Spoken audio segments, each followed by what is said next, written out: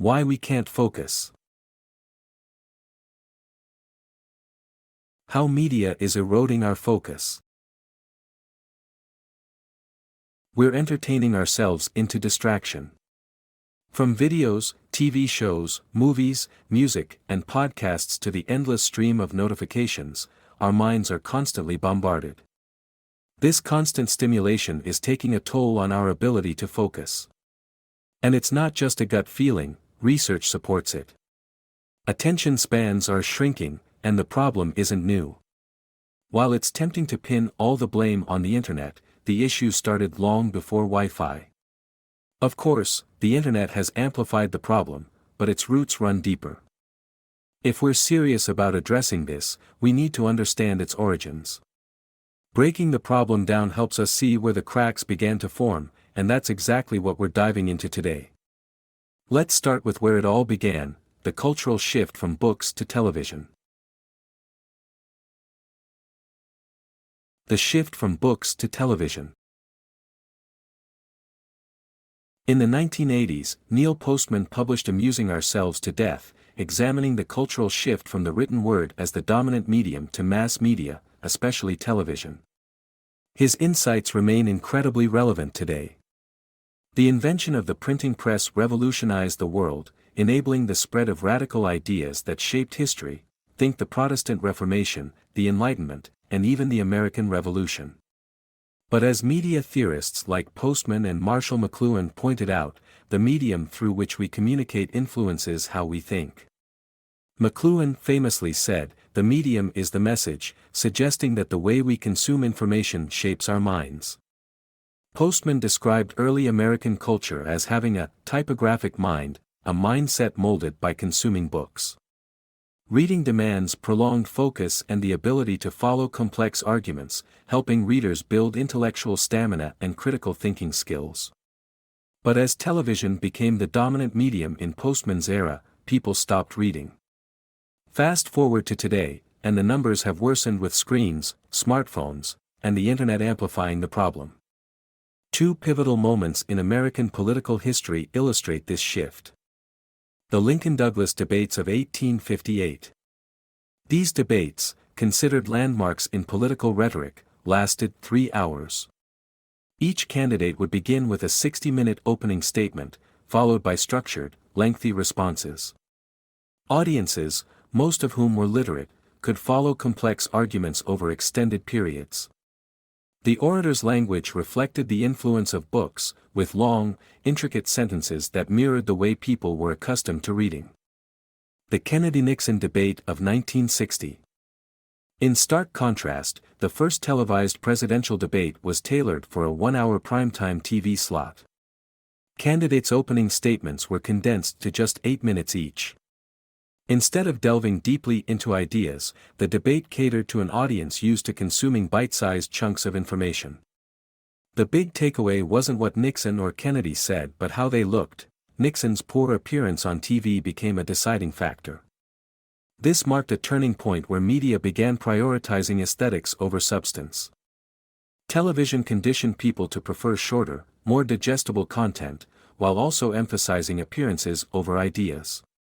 A 3-hour debate on television would have struggled to hold viewers' attention, reflecting how the medium was altering our ability to focus. Why focus matters. Focus is a skill that requires practice, and reading provides the perfect workout.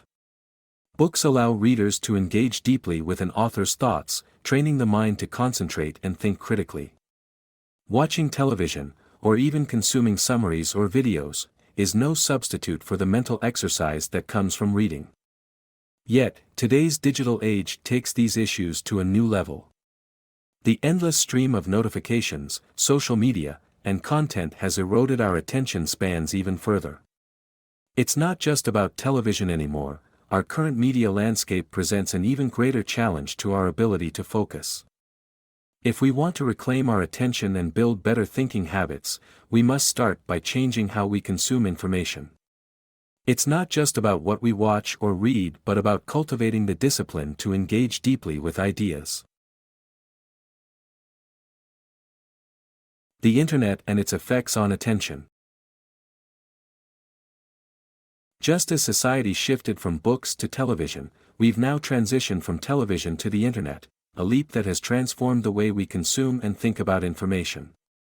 Neil Postman didn't live to see the internet era, but his ideas about media's influence on our minds have been extended by writers like Nicholas Carr, author of The Shallows.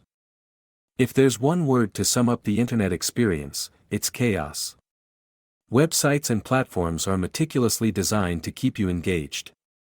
Open YouTube, and you're met with rows of videos, notifications, a search bar, and endless recommendations.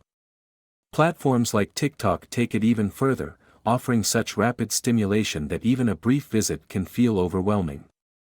These platforms aren't interested in holding your attention on a single piece of content. Instead, they're engineered to make you hop from one thing to another, ensuring you stay on the platform as long as possible. The result? A culture where information feels disposable, and boredom is something to be avoided at all costs. A war for your attention. Carr emphasizes the brain's plasticity, its ability to reshape itself based on how we engage with the world. While this adaptability is a gift, it's also a vulnerability. The constant barrage of notifications, videos, and instant gratification rewires our brains, eroding our ability to focus. The good news? The same plasticity that makes our attention fragile can help us rebuild it. Reading books, reducing screen time, and taking deliberate breaks from digital distractions can restore our capacity for deep focus. But it's not easy. This battle is far from fair. Corporations spend billions hiring psychologists and designers to make their platforms addictive.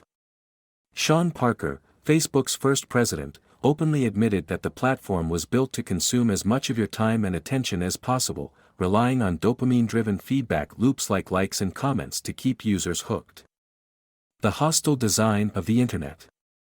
The Internet is a hostile design environment. Unlike books, which require you to willingly give them your attention, digital platforms steal it.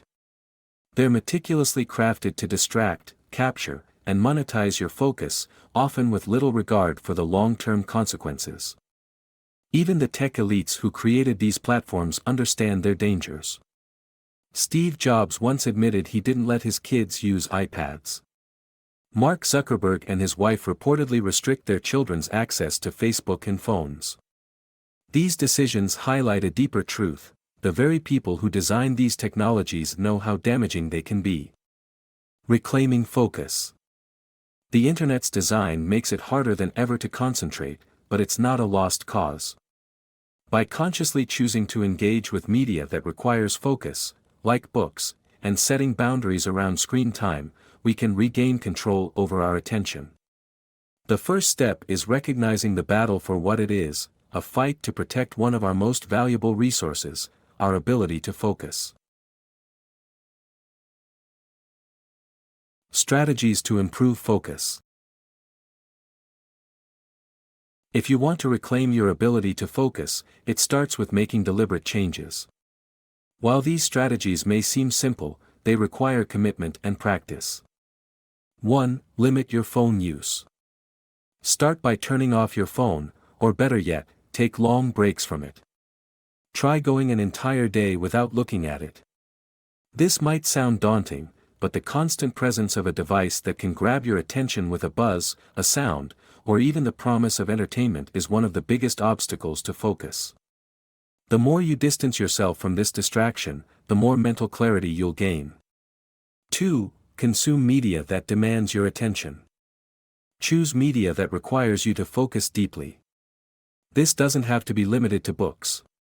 Thoughtful, well-crafted movies can also work, but avoid the kind designed for multitasking, like many modern Netflix productions, which are often created with the assumption you'll be scrolling your phone while watching.